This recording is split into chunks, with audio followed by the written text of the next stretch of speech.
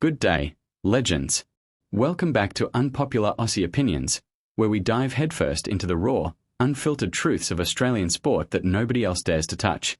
I'm your host, the bloke who's always got a hot take brewing, and today, we are ripping the lid off one of the most gut-wrenching stories to hit the NRL in years.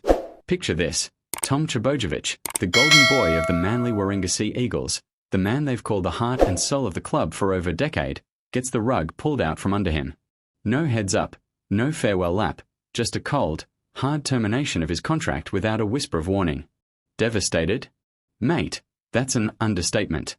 Tom's world has crumbled, and in true Unpopular Aussie Opinions fashion, I'm here to unpack why this isn't just a shock, it's a bloody scandal that exposes the ugly underbelly of our game. Buckle up, because we are going deep. This is the story of Tommy Turbo's fall, and why the Sea Eagles might have just signed their own death warrant. Let's set the scene properly, shall we? It's a crisp Sydney morning, the kind where the harbour breeze carries that salty promise of footy season.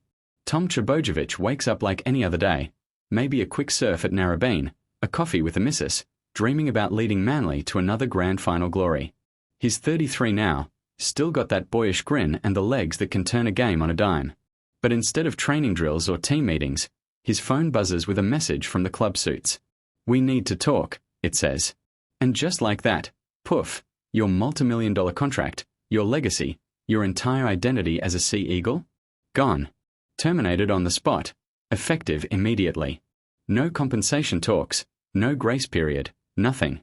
Reports are filtering out from insiders at Brookvale Oval that Tom's been left reeling, holed up at home, fielding calls from stunned mates and a media pack that's circling like sharks. Devastated? The man's shattered, folks. We've seen the photos. Eyes red, shoulders slumped. This isn't how you treat a legend.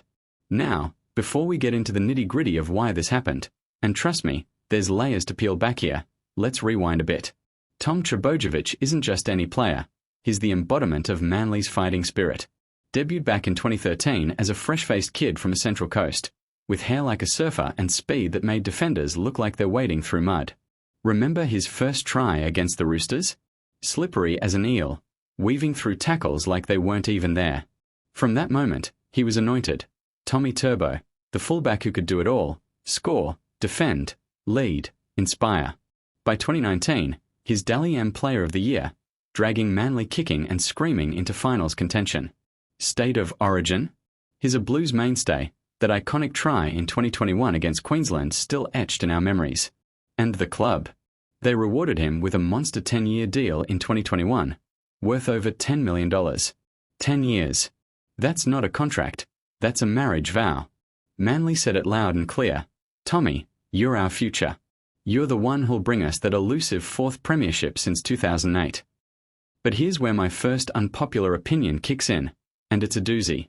The Sea Eagles board, those pinstriped fossils in the northern beaches, have been kidding themselves from day dot. Tom's been a ticking time bomb of injuries since 2020.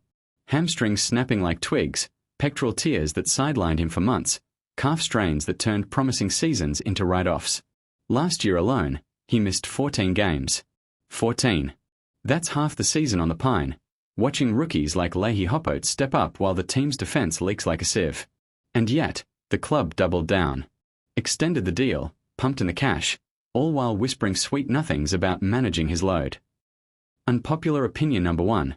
This termination wasn't a bolt from the blue. It was the inevitable explosion of a powder keg the board lit themselves. They gambled the farm on a bloke whose body betrays him more often than it delivers. Fair dinkum, if you're running a footy club, not a charity, how do you justify paying superstar wages to a part-time player? Tom's talent is God-given, but talent doesn't win wooden spoons, or in Manly's case, back-to-back 9th place finishes. Don't get me wrong, I'm not here to kick a man when he's down. Tom's devastation is palpable, and it guts me as an Aussie sports tragic. Imagine pouring your blood, sweat, and soul into one jersey for 12 years, captaining the side through hell and high water, only to get the boot via email. Sources close to the player, and I've got a few whispers from the grapevine, are saying he broke down in the meeting room, pleading for a chance to fight back. "Give me the off-season," he reportedly begged. "I'll rehab harder than ever." But no, the suits had their spreadsheets out, cold as a Melbourne winter. Financial pressures mounting with the salary cap squeeze, sponsors pulling back after another lackluster year, and the fan base turning restless. Manly's membership dipped below 20,000 last season, the lowest in a decade. The board's rationale? We can't afford sentimentality. Harsh, but in the cutthroat world of NRL, where Darwin's survival of the fittest rings true, it's business. Still, the way they did it? Without warning, midweek, no media release until the dust settled? That's not business, that's butchery. Unpopular opinion number 2. The Sea Eagles have just alienated an entire generation of fans by treating their icon like yesterday's rubbish.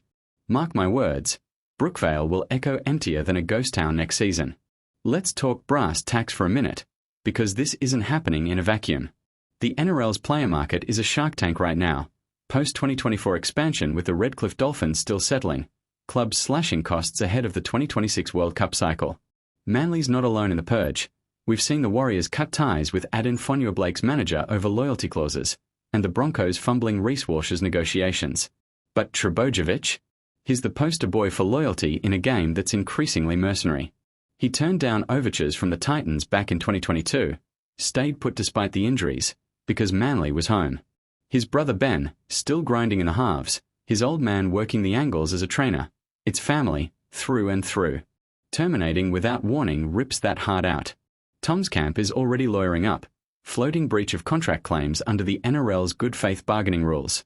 Could be a 7-figure payout if it sticks, but money won't heal the scar. The man's devastated. Folks, social media's gone dark on his accounts. No Insta stories of beach runs or family barbecues. It's silence that screams volumes. Zooming out, this saga shines a brutal light on the NRL's injury crisis, and here's unpopular opinion number 3. The game's obsession with speed over durability is killing our stars. Tom's not an anomaly. Look at Latrell Mitchell, another fullback wizard sidelined by Achilles woes, or even Nathan Cleary nursing his 5th hamstring tweak in 2 years. We are breeding Ferrari engines in truck chassis, blokes who sprint 40 metres in 4.5 seconds but crumple at the first sign of contact. The training regimens? High intensity, non-stop, with GPS vests dictating every step. Recovery. Ice baths and cryotherapy, sure, but it's reactive, not preventive. Manly's medical team gets pelters here. They cleared Tom for full contact just weeks before that pectoral blowout last season. Who signs off on that? And the club? They knew the risks when they inked the extension.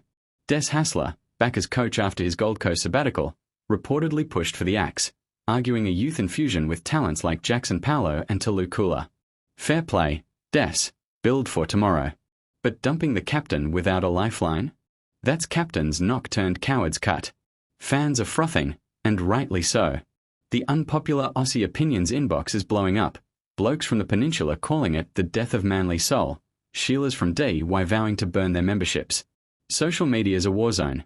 Hashtag Justice for Tommy trending with over 50,000 posts in 24 hours, memes of the board as Bond villains, and even Joey Johns piping up on his podcast, calling it a disgrace to the jumper. Joey, never one to mince words, said Tom's the type of player who drags blokes over the line when their tanks are empty. Spot on. Without him, Manly's attack drops 20% in try-scoring efficiency. Stats don't lie. And the flow-on. Cherry Evans in the halves looks lost without Turbo's X-factor. The forwards push harder but lack that spark. Unpopular opinion number 4. This move doesn't save Manly. It dooms them to mid-table mediocrity for another 5 years. The kids are promising. Sure, Cooler's got wheels, Paulo's a finisher, but they're not ready to carry a club through a rebuild. Tom's the glue, the one who turns good teams into great ones. Lose him abruptly, and you lose the aura. But let's flip the script for a sec, because true unpopular opinions cut both ways. What if, and hear me out, Tom's own camp bears some blame? Whispers from the club suggest contract clauses around performance milestones weren't met. Games played thresholds, fitness benchmarks, stuff buried in the fine print of that 2021 deal. Tom's agent, Wayne Brady, pushed hard for the long-term security, but did they front-load the risks? Unpopular opinion number 5. Players like Turbo need to own their fragility. The adulation's earned, but so is the scrutiny. Rehab harder, adapt your game, maybe shift to the centres like Billy Slater did late career, less mileage on those golden legs.